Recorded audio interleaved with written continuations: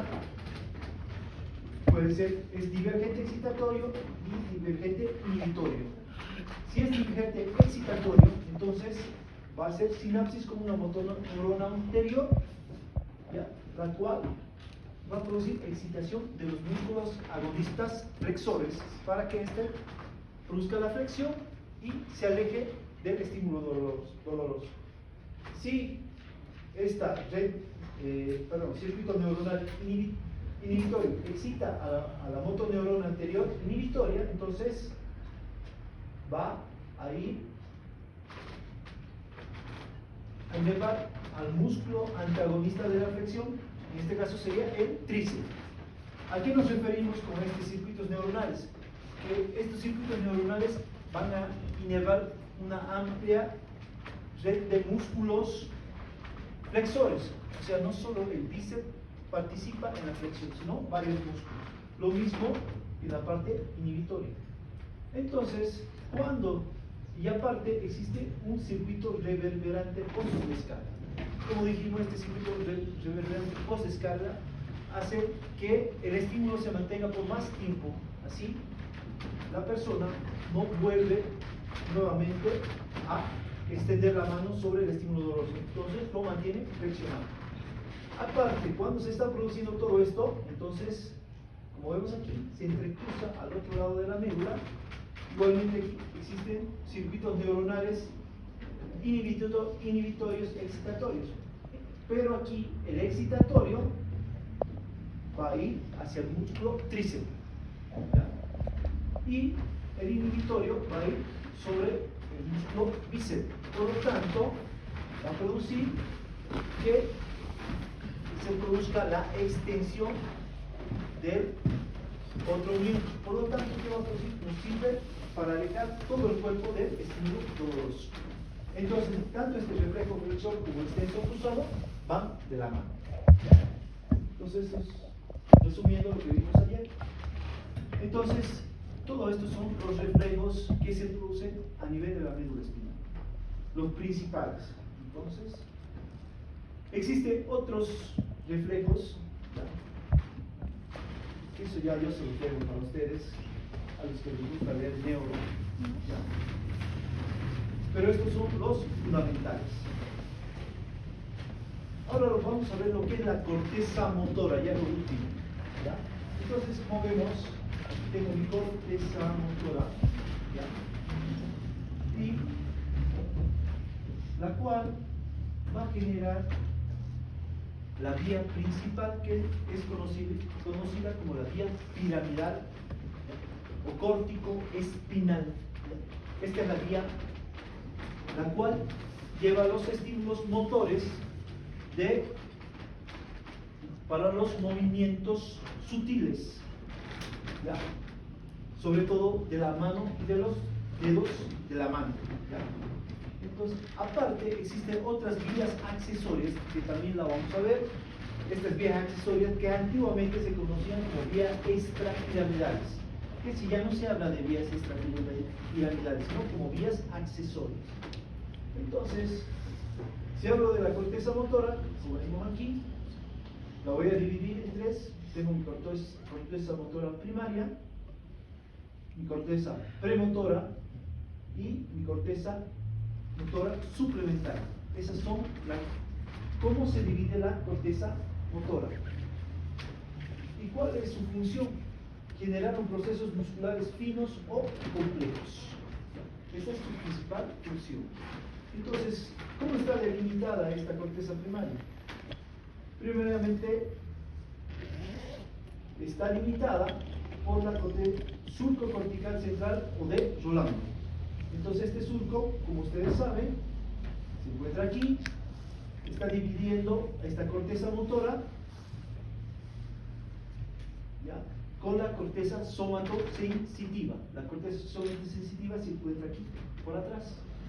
Entonces, ¿qué vamos a decir? Que esta corteza motora se encuentra en la parte posterior del lóbulo frontal. Entonces, también la parte inferior, ¿ya?, está limitada por la cisura lateral o de Silvio. en su parte superior está limitada por la cisura longitudinal, ¿ya? Y como vamos a notar, esta corteza motora pasa hasta el otro lado, hacia el otro hemisferio. Entonces, como vemos aquí en el dibujo, este es el lóbulo, el hemisferio derecho. Entonces esta corteza motora pasaría hasta el hemisferio izquierdo. Entonces ya tenemos bien delimitado cómo va nuestra corteza motora. Entonces, aquí la tengo igual, corteza motora. Ahora vamos a ver lo que es la corteza motora primaria, ¿ya? Entonces, como dijimos, esta se encuentra anterior a mi corteza premotora y a mi corteza suplementaria, ¿ya? Esta es la fundamental, ¿ya? Porque, como vemos aquí, si hacemos un corte, esta corteza motora primaria es donde se producen todos los movimientos finos, sutiles, complejos, ¿ya? Entonces, como vemos aquí, de aquí, de medial a lateral, entonces vemos aquí que están los movimientos de los dedos de los pies, de los tobillos, de las rodillas, cadera, tronco, hombro, codo, muñeca, mano, pulgar, dedos pequeños, anular, dedo medio, índice, cuello. Luego vamos a las pestañas, párpados, cara, labios, mandíbula, lengua y garganta. Entonces, todos los movimientos motores finos, complejos, se producen aquí, ¿ya? Ahora, si tomamos en cuenta el dibujo aquí, ¿cuál sería la parte que está mayormente inervada por esta corteza motora primaria? Según el dibujo. La mano. Como vemos aquí, la mano. Entonces, todos los movimientos complejos, sutiles de la mano y todos los dedos están producidos por la corteza motora primaria. Cualquier habilidad compleja que usted haga está dado por esta corteza motora primaria. Por ejemplo, el libro nos pone varios ejemplos. Por ejemplo, colocar una sonda vesical, inervar, costurar, todo esto es gracias a la corteza motora primaria. Y sobre todo por este dibujo, miren, la mano está así porque ocupa una mayor porción, una mayor área de esta corteza motora primaria. ¿Ya? Entonces ya sabemos cuál es la función de esta corteza motora primaria. Bueno, igualmente tengo aquí a mi corteza premotora, la cual se encuentra posterior a la corteza motora primaria. Y aquí Guyton dice que existen neuronas en espejo. ¿Por qué? Porque estas neuronas en espejo se conectan con neuronas auditivas, se conectan con neuronas visuales, las cuales llevan información ya a esta neurona en espejo. Entonces, ¿qué va a hacer? Esta se va a encargar de movimientos de los músculos independientes colaterales y programa la actividad del área motora primaria. Entonces, como dice aquí, ¿por qué movimientos de los músculos independientes contralaterales? ¿Qué quiere decir esto?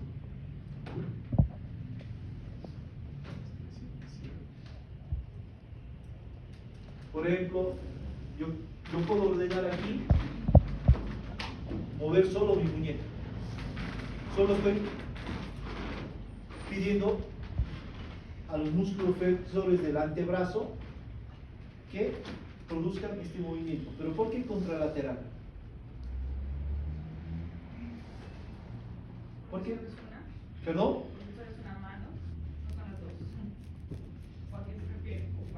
contralateral. ¿Qué diferencia entre ipsilateral y contralateral? Se refiere al lado opuesto. O sea, que yo estoy dando órdenes a partir de mi corteza motora primaria derecha para que yo mueva independientemente los músculos de mi antebrazo izquierdo. A eso se refiere, ¿ya? Ahora, programa la actividad del área motora primaria. ¿Qué quiere decir esto? ¿Cómo lo hace esto? A partir de estas neuronas visuales, neuronas auditivas, entonces estas neuronas en espejo se van a conectar con la área motora primaria. Entonces, así programa una actividad motora primaria. Por ejemplo, si usted quiere intubar a un paciente en quirófano, entonces ¿cómo aprende? Primero está viendo cómo yo agarro el laringoscopio, qué movimientos estoy haciendo con mi muñeca, con mi brazo. Ajá. ¿Ya? Y aparte estoy escuchando a la persona de cómo me está explicando de manejar la vía aérea, cómo tengo que lateralizar la lengua, qué tengo que ver anatómicamente. Entonces yo escuchando y viendo todo eso va primero hacia la área premotora. Y toda la información esta de las neuronas visuales y auditivas luego va al área motora primaria. Entonces es por la cual se produce el aprendizaje. ¿Ya? Entonces, gracias a las neuronas visuales y auditivas que van a la área premotora, toda esta información luego va al área motora primaria. Por lo tanto, se programa una actividad. Lo mismo, el libro nombra ahí, por ejemplo, colocar una sonda vesical. Si usted ve a su docente cómo se hace la técnica, ¿qué va a estar? Primero, viendo, y escuchando y explica cómo lo hace. Entonces, toda esa información va al área premotora y posteriormente va a ir al área motora primaria. Ahora, tengo mi área suplementaria. Esta área suplementaria, ¿ya? Está aquí. ¿Qué va a hacer? Movimiento de los músculos independientes ipsilaterales o contralaterales relativamente burdos. ¿Ya? Entonces, puede esta área motora suplementaria realizar movimientos movimientos de los músculos del mismo lado, del lado contralateral. ¿Ya? ¿Qué quiere decir burdos? Sí, poco sutiles. ¿Ya? ¿Qué más? Contracción tónica bilateral de las extremidades. Entonces, si hace una contracción tónica, ¿qué parte del músculo está? ¿Dónde llega? Si hay una contracción tónica, ¿qué parte del músculo es donde se produce el tono muscular? ¿Dónde dijimos? El uso muscular. Igualmente, movimientos de fijación de los diferentes segmentos corporales. Igualmente, movimientos posturales de la cabeza y los ojos. Entonces, ya hemos descrito las funciones de la corteza motora primaria, que dijimos que son los movimientos finos, complejos, sobre todo de las manos y de los dedos de la mano. Pero el área suplementaria, entonces los movimientos burdos. Sí. Ahí se llama, área suplementaria. Área suplementaria. Área motora suplementaria. Luego tenemos, bueno, esta corteza motora primaria maneja los movimientos de todo, ¿no? De los pies, de los miembros inferiores, tronco, pero sobre todo hacen referencia a los movimientos sutiles, complejos de las manos y de los dedos. Ahora, como dijimos, el área premotora, sobre todo, su principal función, programar la actividad de la área motora primaria mediante estas neuronas espejos, que está conectado, o sea, hacen sinapsis con neuronas visuales y auditivas. Y por último, el área suplementaria, todos lo que nombramos, los movimientos de los músculos independientes, ipso o contralaterales, de los movimientos burdos, el tono muscular, los movimientos de fijación de diferentes segmentos corporales y los movimientos posturales de la cabeza y los ojos. Entonces, ya tenemos todas las funciones de estas áreas motoras. Ahora, por delante de esta área motora, ¿ya? Tenemos al área de Broca. Esta área de Broca se encarga de la formación de las palabras. La articulación de las palabras es gracias a esta área de Broca. Entonces, sin esta área de Broca, nosotros no podríamos decir ni sí ni no. Por encima de esta área de Broca existe una zona motora, la cual produce los movimientos oculares voluntarios y movimientos palpebrales. Dice que esta área está conectado con la región occipital. ¿Ya? Entonces, cuando nosotros, mediante un estímulo visual, fijamos la mirada, ¿ya?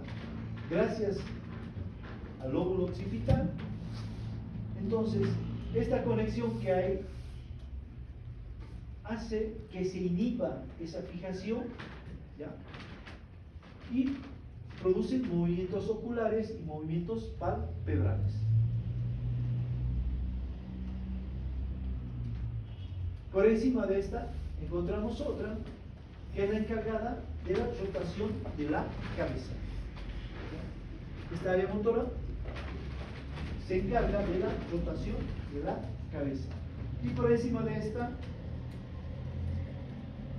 igual encontramos esta, la cual es encargada de las habilidades manuales.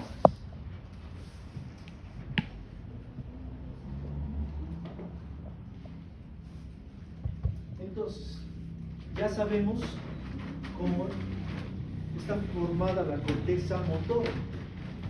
¿Ya?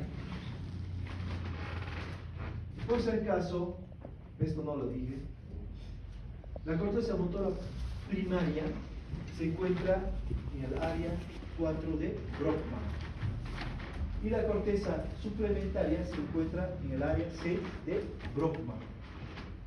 ¿Ya? Entonces, aquí, en esta corteza motora, es donde se va a formar la vía córtico-espinal o piramidal, que dicen que se la puede ver microscópicamente sin dar mucho aumento. ¿Ya? Entonces, esta vía piramidal, que se conoce antiguamente, córtico-espinal, pero es igual así, decir piramidal. Entonces, de aquí van a salir axones. Entonces, estos axones van a bajar por la sustancia blanca del cerebro, pasa por el tálamo y llega hasta la médula espinal. ¿Ya? Son axones grandes, gigantes. ¿Y qué van a hacer estos axones? Generan movimientos diestros, sobre todo de las manos y de los dedos que estaban nombrando. ¿Ya? Pero, ¿cómo va a estar formada esta vía piramidal? Dice que el 30% está formada por la corteza motora primaria. El otro 30% va a estar formada por la área suplementaria y por el área premotora. Y el otro faltaría un 40%. ¿Por quién cree que está formado? Este 60% ya estaría involucrando a todo: corteza motora primaria, área suplementaria y premotora. ¿Cuál sería el otro? Somática. El otro 40% estaría formado por el área somatosensitiva. Como sabemos, se encuentra por detrás del surco central. ¿Ya? Entonces, esta área somatosensitiva igual estaría formando la vía piramidal o córtico-espinal. Esta es. Como vemos aquí, se forma a nivel de la corteza. 30% de la corteza motora primaria, el otro 30% de la corteza premotora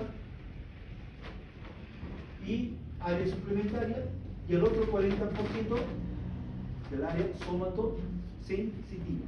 Entonces miren, aquí, de aquí salen las neuronas, comienzan a descender, pasan la sustancia blanca del cerebro, llegan al brazo posterior de la cápsula interna. Por si acaso todo esto es motor. Sigue descendiendo, llega hasta la base de los pedículos del mesencéfalo, luego sigue, llegan a los fascículos longitudinales de la protuberancia y como vemos aquí, se disocian. Luego nuevamente se vuelven a asociar y llegan a la pirámide del bulbo raquídeo, que es la parte inferior del bulbo raquídeo. ¿Ya? Entonces, pregunto, ¿ha hecho alguna sinapsis? ¿Ha hecho alguna sinapsis hasta llegar a la parte inferior del bulbo? No hace ninguna sinapsis. Muy diferente a la vía sensitiva, ¿no? Y por si acaso, está en la parte anterior. Como vemos, pasa en la parte anterior del mesencéfalo, parte anterior de la protuberancia y como llega aquí a la parte inferior del bulbo raquídeo. ¿Por qué? Porque va a llegar a la parte, sobre todo a la parte inferior del asta, a la parte anterior, al asta anterior de la médula espinal. ¿Por qué? Porque es la parte motora. ¿Y qué va a pasar aquí? En la parte inferior del bulbo raquídeo se produce una decruzación o entrecruzamiento.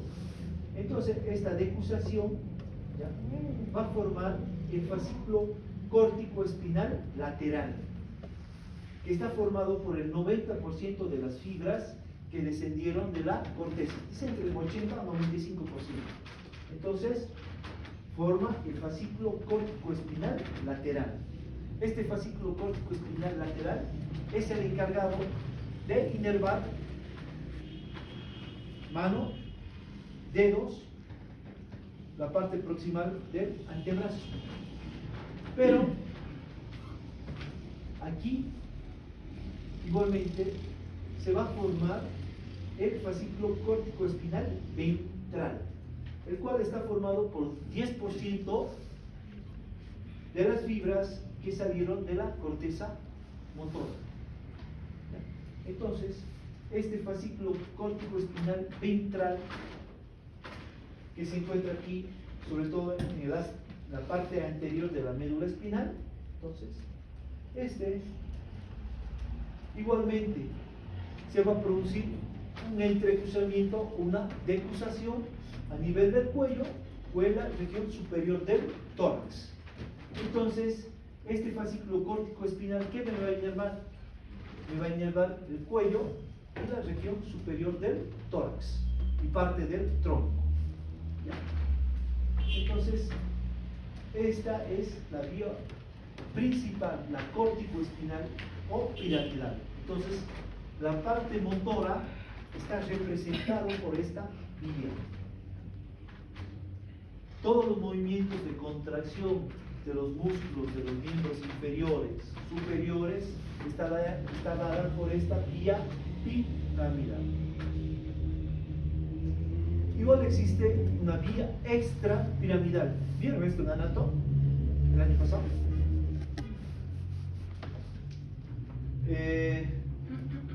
Bueno, anatómicamente lo tendría que describir parte por parte cómo va, ¿no? Cómo desciende, pero en resumen en esto es lo que ustedes tienen que saber.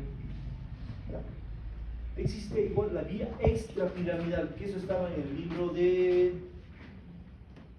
no es la taller, pero ahora en los libros, en los nuevos libros, Jouvier, no sé si leyeron la vía extrapiramidal o está como vía accesoria.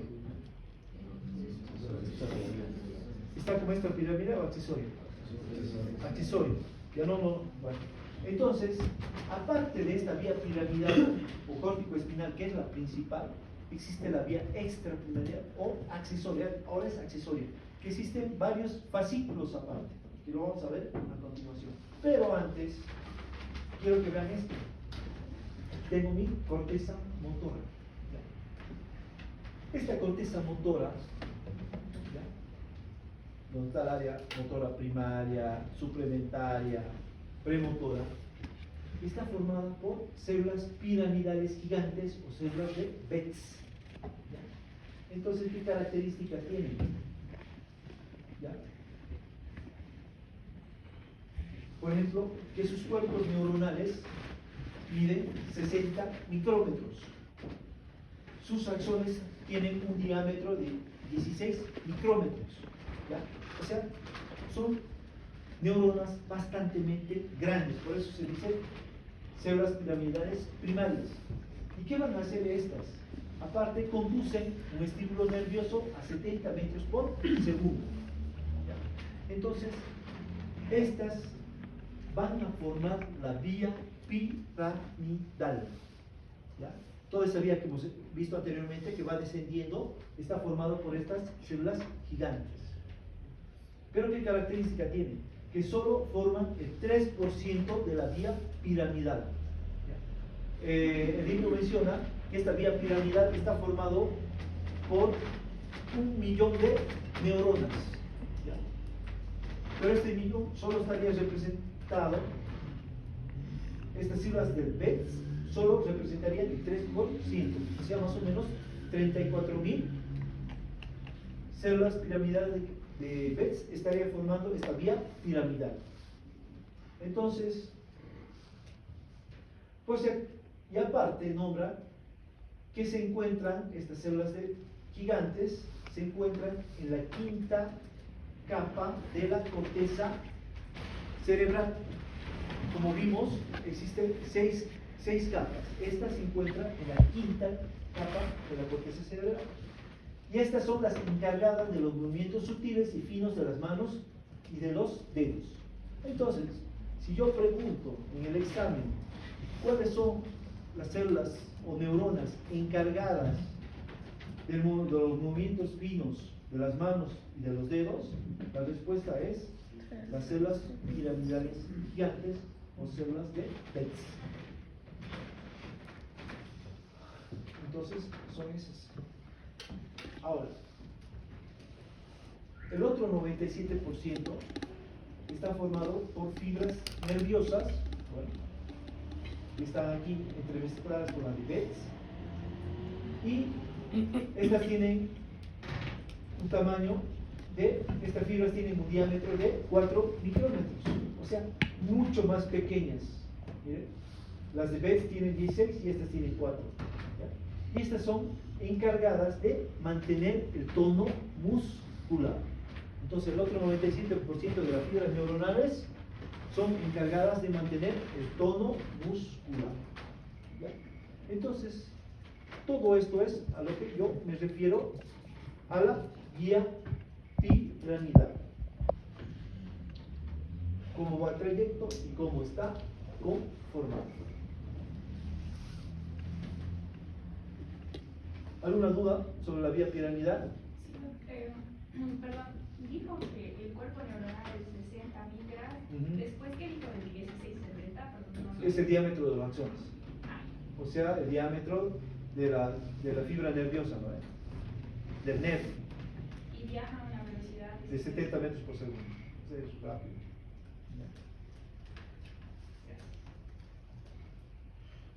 Ahora, las vías de las fibras sensoriales recibidas por la corteza motora. Entonces, aquí tengo mi corteza motora. ¿Ya? Entonces, esta corteza motora va a recibir información, ¿ya?, de las neuronas de la corteza somatosensitiva. O sea, como recordarán, la corteza somatosensitiva recibe todo lo que son los estímulos dolorosos, de temperatura, de presión, de cambios de movimiento de las articulaciones, de presión, todo esto llega al área somatosensitiva, es llevada y hace una conexión o sinapsis con la área motora. Igualmente recibe información de las neuronas de la corteza visual, también de las neuronas de la corteza auditiva, ¿ya? Entonces, por tanto, con toda esta información, la corteza motora puede actuar. Y por último, igualmente, recibe sinapsis o conexiones de las neuronas de la corteza anterior.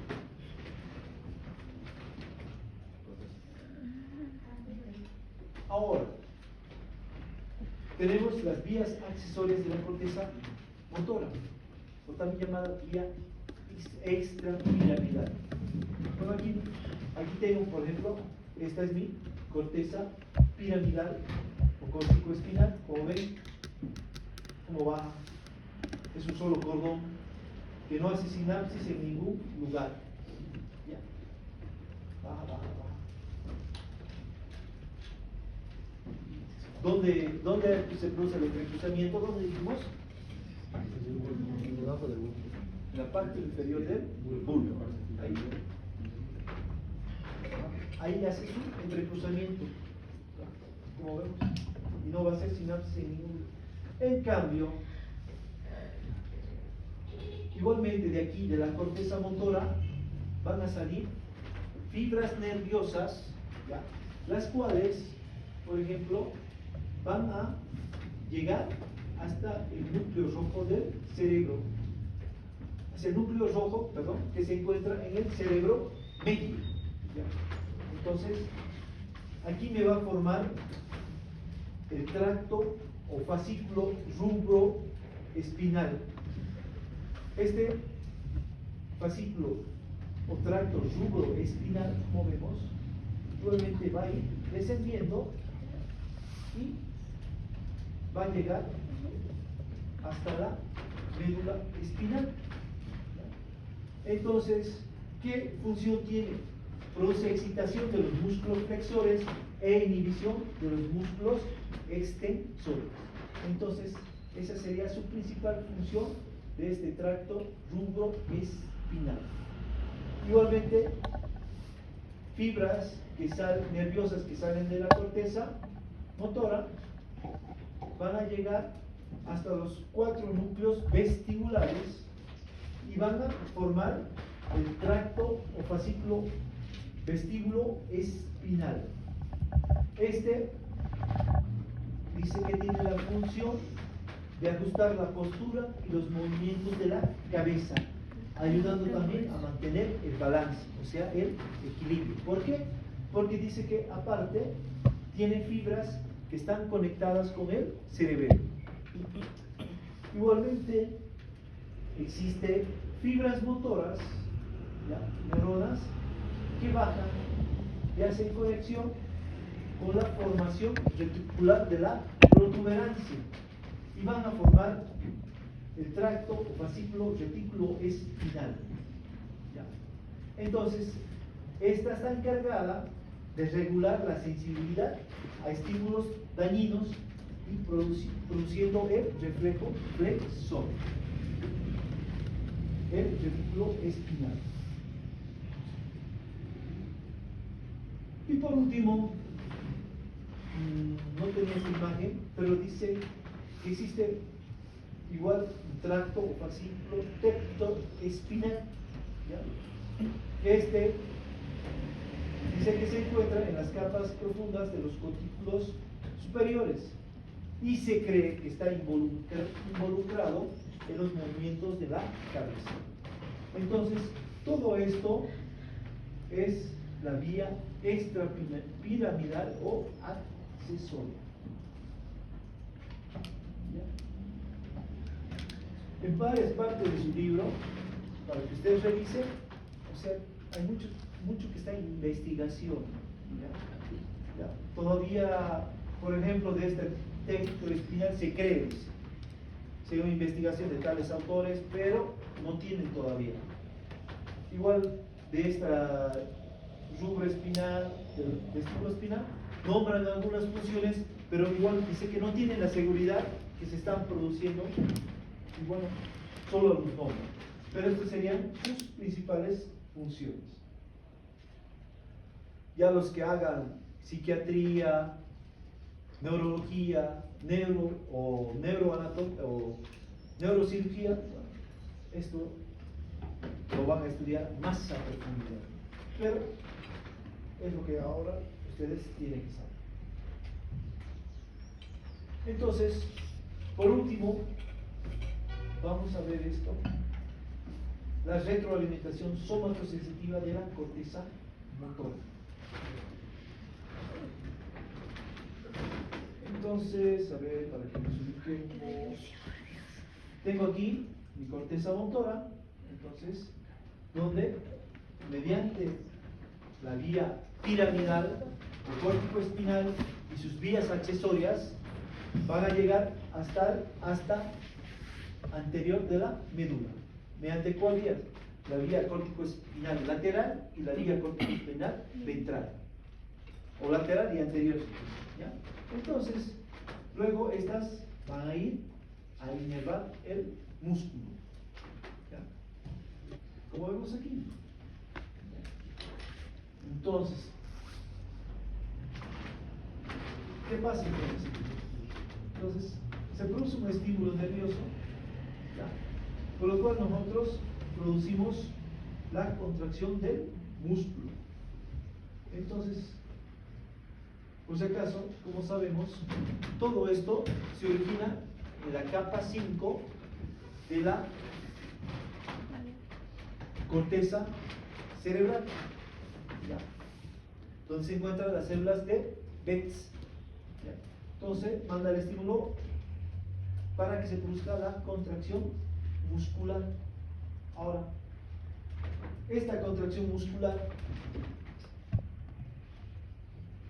porque ¿quiénes serían los que recepcionan en la parte sensitiva que se está produciendo una contracción muscular? ¿Quiénes son?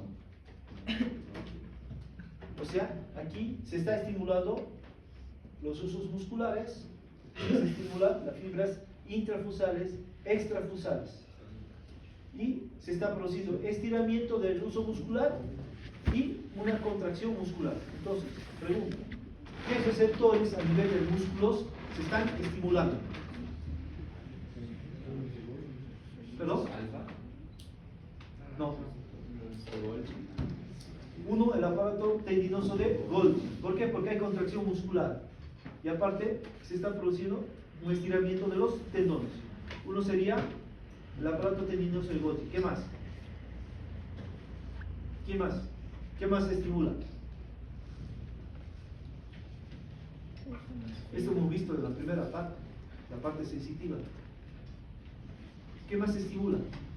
Ya ha dicho tu compañero, el aparato tendinoso de Golgi. ¿Por qué? Porque hay contracción. ¿Y el estiramiento a quién estimula? ¿Ah, perdón? ¿A quién? No, pero eso, vamos a hablar de fisiología. Al uso muscular. El estiramiento estimula al uso muscular. Entonces ya tenemos a los dos. Uno sería, como está aquí, esta es la parte sensitiva. Entonces, el aparato tendinoso de Golgi, el uso muscular. ¿Qué más se estimula?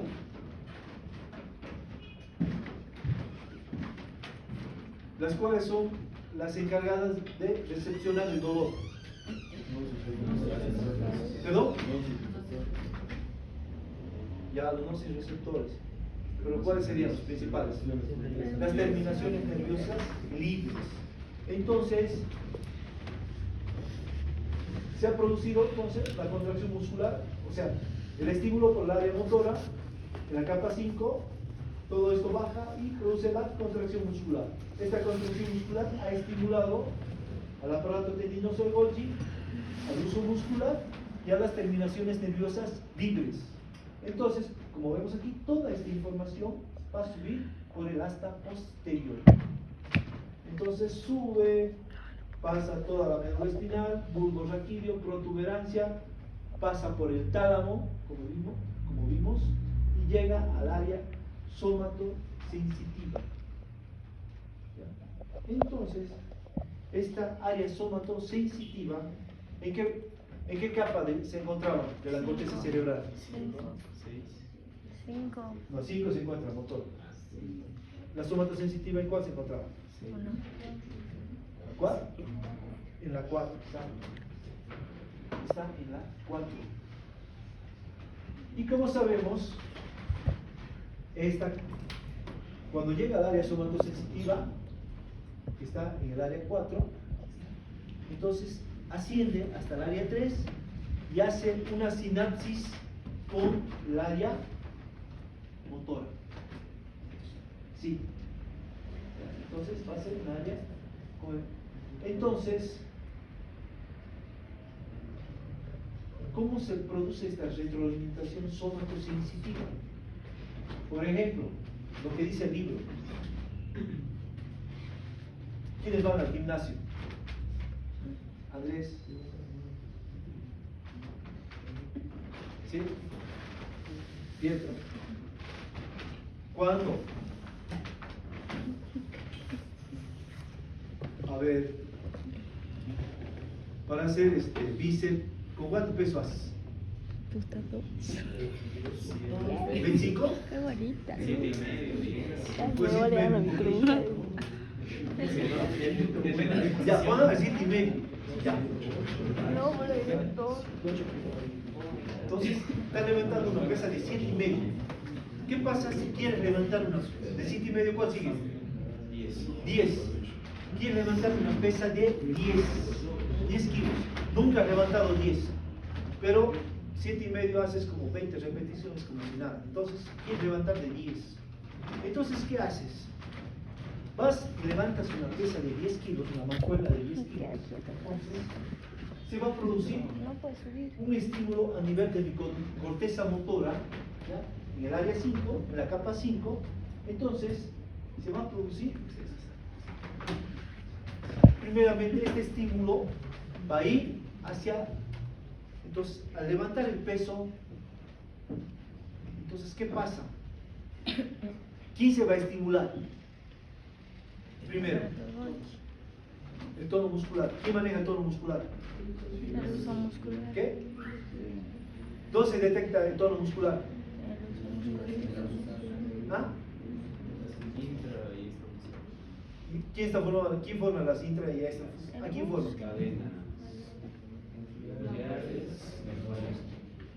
¿Ah?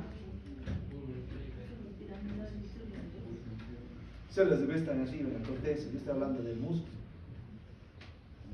O sea, levantas el peso, aumenta la tensión en tu brazo, se produce un estiramiento. ¿Y quién se va a estimular? El uso muscular. Pero al uso muscular no le alcanza para poder levantar ese peso de 10 kilos. Entonces, al ser estimulado en este uso muscular, entonces, aparte de las fibras intrafusales, se estimulan las extrafusales. Entonces, toda esta información va a viajar por el asta posterior, va a atravesar por la médula espinal, bulbo raquídeo, protuberancia, pasa al tálamo y llega al área somatosensitiva en la capa 4 que se encuentra.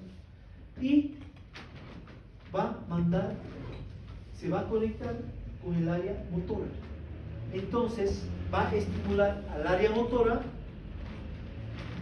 mediante la vía piramidal para que se produzca una mayor estímulo, para que se produzca una contracción muscular mayor, con mayor fuerza.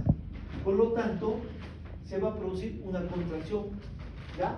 Una contracción muscular de las demás fibras musculares para que vos puedas levantar ese peso. ¿Ya? Entonces, más o menos, ¿cómo explica el libro de cómo se produce? Por eso es una retroalimentación somatosensitiva. Primero, estás tratando de levantar, no puedes, porque es un peso mayor, se Aparte, la fuerza que haces está produciendo una contracción no solo del uso muscular, sino también del aparato tendinoso de Golgi y de las terminaciones nerviosas libres. Y todo esto llega al área somatosensitiva y mediante esta conexión o sinapsis que hace con el área motora, hace que se produzca un estímulo motor mayor. ¿Para qué? Para que se produzca una contracción muscular más poderosa y vos puedas levantar esos 10 kilos. ¿Ya? Entonces, a esto yo llamo retroalimentación somatosensitiva de la corteza motora. Todo esto sería lo que corresponde a la corteza motora y la somatosensitiva, y es lo que va a entrar Tira. en el examen. Ay, Luciana. Baja el brazo. Entonces,